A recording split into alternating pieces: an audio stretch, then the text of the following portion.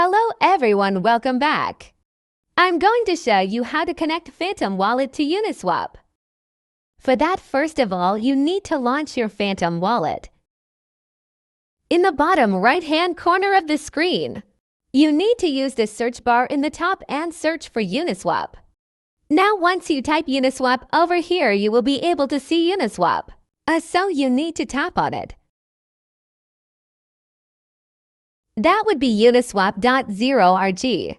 Now once you are on Uniswap, a connect button in the top right-hand corner of the screen. After that, you need to tap on the connect button. You will be able to basically connect your Phantom Wallet to Uniswap. If this video helped you out, thank you so much for watching. Like and subscribe Softpro. We make easy to understand tutorials about business, project management, softwares, social media apps, and more. Softpro dream to 100,000. Thanks for watching.